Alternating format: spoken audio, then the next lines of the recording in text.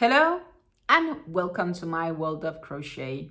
My name is Stine and this is going to be a from start to finish video of me creating the headband called Havskum, which is a free pattern from the Hobbii website. I'm of course linking to the pattern in the description box here down below, including to the yarn that I used for it. It's worth to note that I'm not using the yarn that they're using in the pattern. I'm using a different yarn that I'm hoping going to work out with the pattern, because the yarn has the same recommended crochet hook size, and it's also about the same length, the same thickness and variegation as the recommended yarn. So they come pretty close, so I hope this yarn is going to work out. Some of you that's been following my crochet adventures from the very beginning know that I made a bolero in the Hobbii Carnival yarn, and I ordered an extra skein to make sure I had enough yarn to complete my project. It's always like you realize you have too little yarn is never good. It's always better to have a bit extra. Though it put me in a dilemma because I actually ended up having 1.5 skeins too much, or a bit more than a half, and a full skein here. So this is yarn I'm going to use for this headband, and I'm not gonna need a full skein of yarn for the headband either. So what I'm going to do is I'm going to make a combined window set. So I'm going to use this full skein for making some dragon scale fingerless gloves to go with the headband once the headband is complete. And I basically have calculated that I have 50 grams of yarn left in this partial skein, and 60, sorry, I said 55? I don't know, 65 grams. And of these 65, I might not need them all to complete the headband, or maybe I will, but I also have a few other things, and I'm not expecting to use the full skein, but I will probably use most of it for the gloves. But with a bit of luck, this should actually be just enough to create the headband. This is just me trying to make full use of my yarn and also creating a full window set. I think we should talk a bit about the Carnival yarn here. The Carnival yarn is 100% premium acrylic. As you can see, they are gorgeous colors and very lovely variegated, but it's also worth noticing, as you can see, this is a roving kind of style of yarn, which means that the thickness, let's see if I can get it to actually focus. Yeah, the thickness of the strands can also variegate. Oh, this is actually a much better example to show. Here you can see this one is much thicker than the above.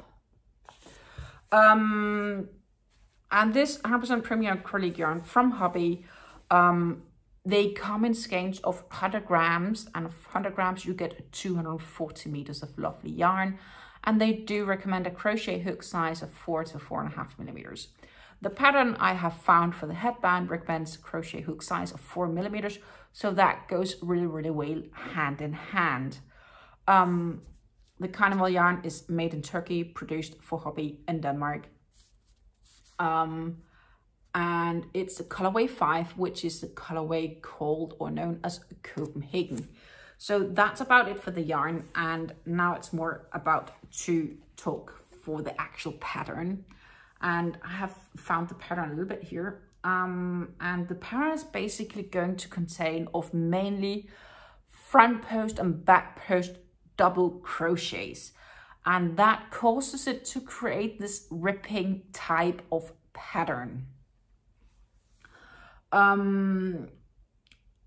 Basically what you're going to do is you're going to chain, in this case 25 is what the patterns say, and then you're basically going to work back and forth.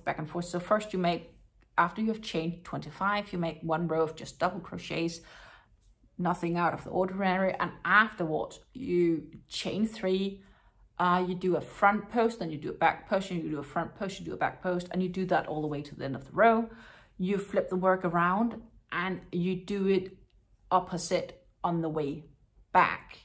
The very first, every time you turn it, you do a chain 3, and when you get to the very last stitch of the row, you just work in a normal double crochet. Anything in between is the constant alternating of front post, back post, front post, back post, double crochets, which will create a wonderful, very lovely rib pattern. And once we're done and have reached the desired length of the size we are going to aim for, then we're basically going to wrap up the work, and I'm going to show you how we are folding it together to create this kind of knot feeling that will be on the very front of your head, which is also how it's basically going to be looking like.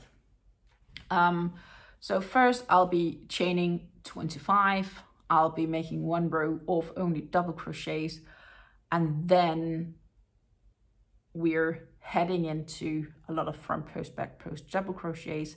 I'll show you progress during the way, and the goal is to get it to be, if we're going for the medium size, we're going to shoot for a length of about 46 centimeters of this long band, and we probably might need it a bit longer because I don't apparently have the smallest side of head, but I don't have like a massive head, but it's circumference wise might be larger than some females. Anyhow, I'm looking forward to show you the progress of this one, and let's get started. I've now made the foundation chain and added the first row of just plain double crochets to this project, and I already admit that instead of chaining 25, I added 2 more chains, so I changed 27 because this pattern you can increase a little bit by the width by adding 2 or 4, etc. So that's kind of what I did because I wanted to make sure it's wide enough to actually cover my ears. And I do know that once I do start with the ribbing effect here, that this width, which looks really, really wide, because of course I'm holding it up front of the camera, and it seems really wide when it's here, but it's gonna narrow down when we're starting to add the ribbing. So basically what I'm gonna do now is that I'm going to chain 3, and then I'm going to turn the work around, and then I'm going to do front post double crochet, back post double crochet, front post double crochet, all the way through the end of this round, and then I'll make a regular double crochet in the very last stitch here. And we'll flip the work, and I'll alternate it so that the front post double crochets, back post double crochets will line up, so it creates this full rib effect. So that's basically the path onwards from here, is to start crank out some rounds of this front post, back post double crochets. And I will show you how it looks when I've done a few rounds, so that you can actually also get a feeling of this. I've now completed the first 6 rounds or rows of the front post, back post alternating stitches, and also each row you also alternate them as well, so that you are ensured that you're getting this rib pattern, because when I work this direction, I need to make sure that I do it opposite on the other direction, or you won't get the front post, back post rib effect like you're getting here. And you can see it is also a bit stretchy with the rib effect. And you can even see how this variegation of the yarn is now slowly starting to show, and it's getting lighter here. And you can see this yarn is getting lighter as well. I'm also very pleased that I did add the 2 extra stitches. So when I added 2 extra chains for the width, because you're working it this direction, and it's going to be one very long piece until you actually crochet it together and to form this final headband.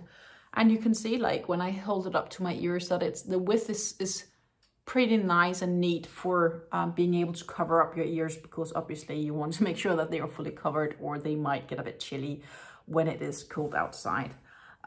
What I also forgot to mention is that for this headband, I am using my 4mm prim hook to crochet with, and it is working really smooth with this carnival yarn from Hobbii. So yeah, so far I'm making good progress, and I will simply keep cranking on these rounds, and I might show you somewhere halfway through how the variegation of the yarn looks, but so far it's just a question of really getting some distance done. I need at least 46 or so-ish centimeters for the medium size, and I have to admit I'm worried if I do fit medium, but we will see how much yarn I have and how far I get on this skein. And as you can see, we are slowly also heading towards the white piece. So yeah, let's get going. So I've now finished up the whole stretch of alternating front post, back post, double crochets, and this would be the whole length of the piece. And this is like literally the yarn I've left from the skein, and it's like 47 centimeters, which is just like slightly above medium length. And I'm going to basically sew it together so that it will create this sort of knot on the front head. And instead of following the pattern fully where it says weave in the tails here, I've actually kept this, because what I'm gonna do soon is I'm gonna pull the yarn through the loop to kind of tighten it off like you normally would do when you finish. And instead of weaving in this end, I will use this yarn to sew it together with, instead of needing to weave in the ends and then sew in the yarn and then weave in that end. I'm like, you know, that's kind of like double work. No need to do that. So I'm going to use the same yarn for both purposes. Why not make it easier for yourself when it's possible? So basically I'm going to be like doing some double folding, like roughly set like this. It might look a bit different soon. And then I'm gonna sew it together, and you flip it inside out and you can kind of see how it ends up. So that's gonna be the next steps. Is I'm going to flip this camera around and I'm going to show you guys how we are folding this, and how I'm sewing it together and then flipping it around. And if I will fit it, I'll show it to you guys in camera. If I don't, you get to see the glimpse of it, like in the sense of how it's sort of supposed to be looking. So yeah, I'm going to flip the camera around and let you guys see how I'm going to proceed sewing this piece together. As mentioned, I've gotten here to the end of my row and my pattern, and this is the yarn I've left on the skein. So I'm going to basically pull this yarn through this loop to finish up this end. And then instead of weaving in the yarn, I will use the yarn to basically sew it in. Instead of sewing it together, I will use the same end here to sew the whole thing together with. That saves me from adding in more yarn when I'm done, and basically it makes the whole process much easier. So now you have this whole piece. I'm going to move away this just a minute. So now you have this whole piece, and I'm sorry it's not completely able to fit into the camera.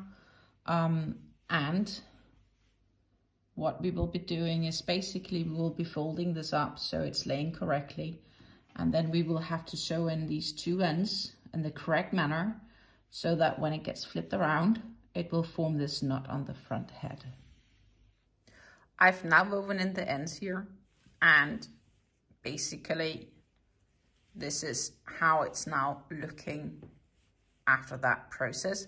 So what we are going to do now is basically just flip the inside out of this.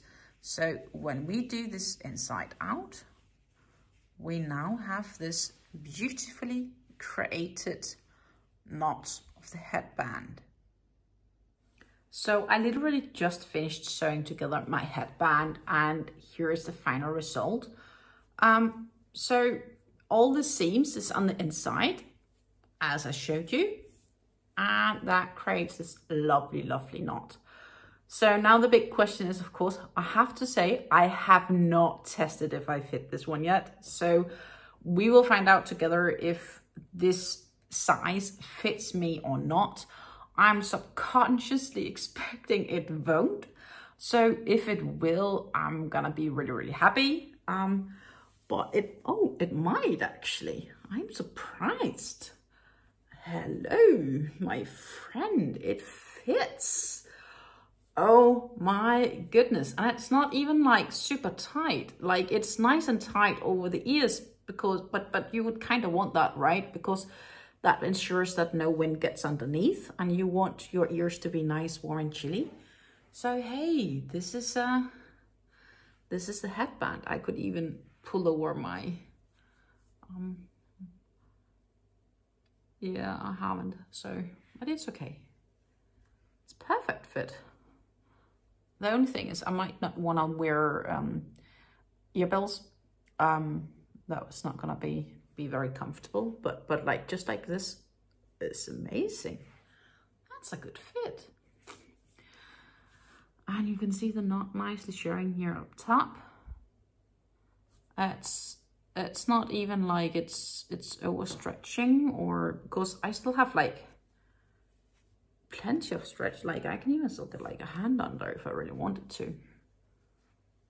Perfect. And you can see this nice gradient.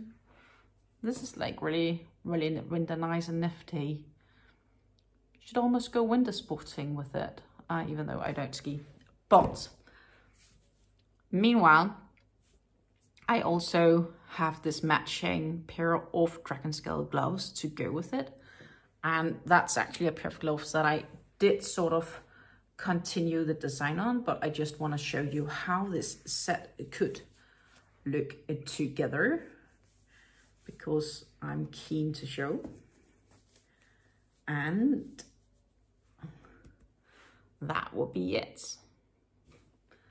A full extra set, even though here your fingers might be a bit chilly, or on the other hand, you have room to actually work a bit. This model of finger skills gloves is like a continuous development on the original ones I made a while ago. So I basically have a few extra layers here of scales, but not all the way on the inside. On the inside, I do have less scales, because honestly, often on the inside, we kind of want to have more room. I have debated on also creating a bit less here and then create more on the outside, but that's like for a complete other story, for a complete other day.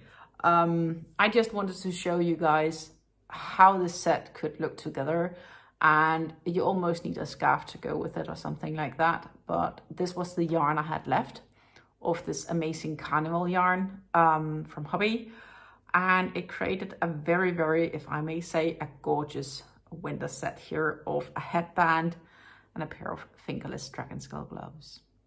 That was it for now. I'm very appreciative of your watch. If you haven't done it yet, don't forget to subscribe to my channel. Hit the like button. Feel free to comment on this video if you liked it or if you would like similar content. And thank you for watching and supporting. I wish you a great day and a great week ahead. Bye.